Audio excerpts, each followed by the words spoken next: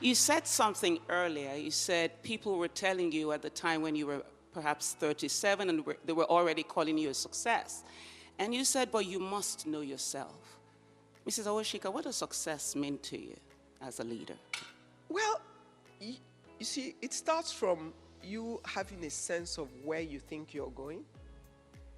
And because success is different to different people. And what satisfies some people is a starting point for some.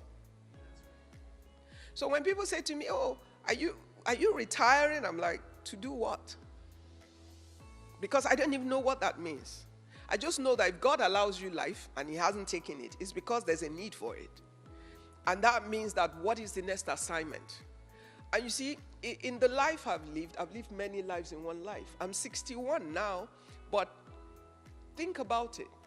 I built a manufacturing group over the last 35 years that is running without me for the last 12 years. I'm having a full corporate career that continues. And there's seasons of our lives that God uses the last season as the preparation for the next season. And if you say, I'm done, God, I'm not available, well, you might as well go home. Because what's the point? Do you think God is in the habit of wasting resources?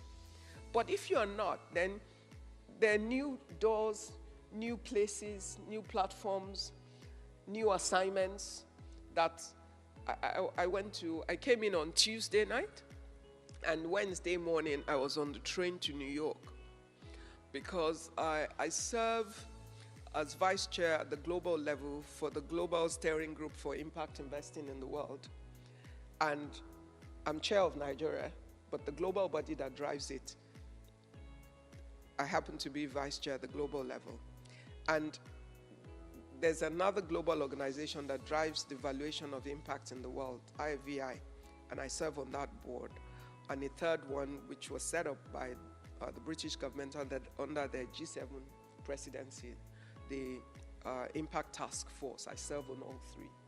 And they were having an event in New York at the Harvard Club to launch methodologies for measuring impact. And I was speaking on a panel as part of it. So another Nigerian that was there with me on that day said to me, you know, it's nice to see you as part of this. So I said to her, I said, you know, sometimes even when it seems like my plate is full, when I remember that there are not enough of us that have access to those spaces, and there's a need for our voices from the global south to be heard in those places. Thank you.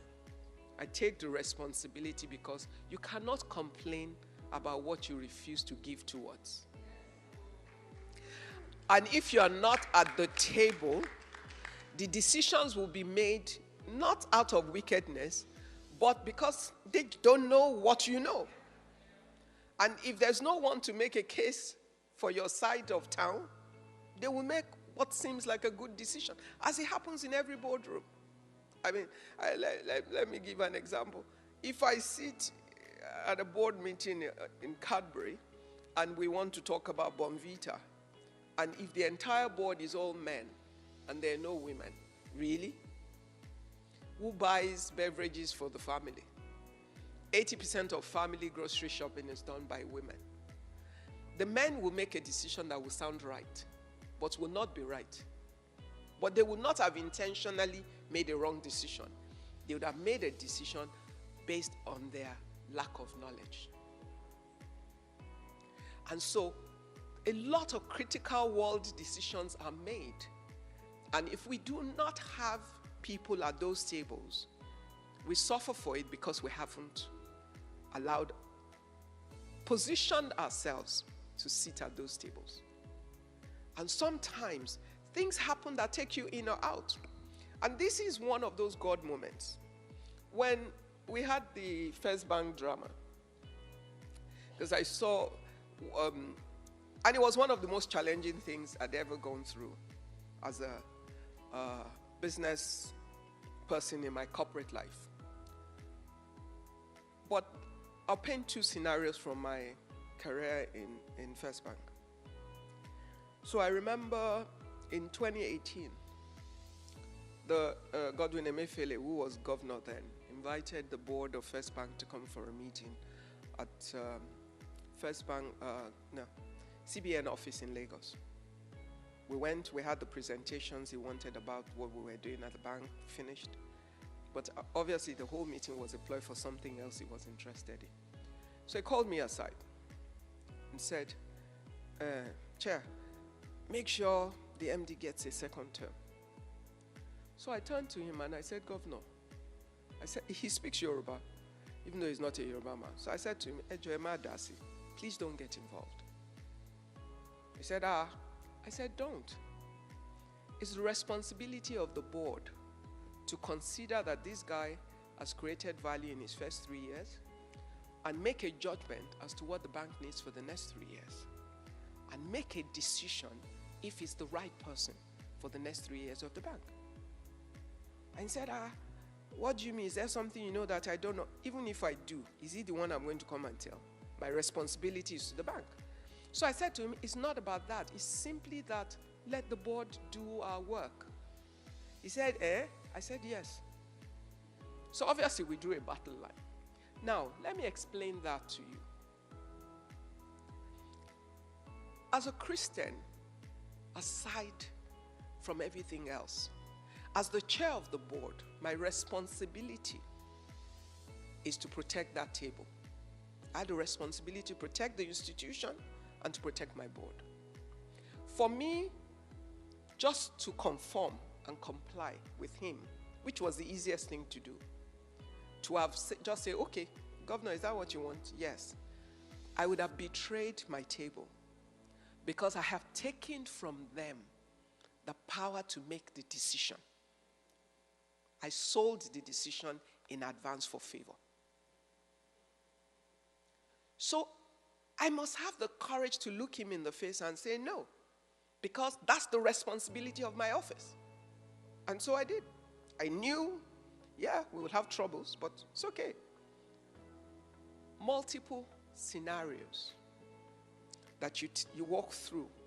So when we get to the point a few years down the line when you say, okay, you know what, we need to change this guy. Because knowing everything we know, we had to go in a different direction. And they were fighting for something else. It's not the place to say the things. And we knew that, but our responsibility was to the bank. And therefore, we made the decision that was the right decision for the bank. Now, would I have made another decision just to keep a position? No office is yours except the Lord gives you the office. And if you will betray doing the right thing to keep the office, you're already in trouble. Because you will not survive in it.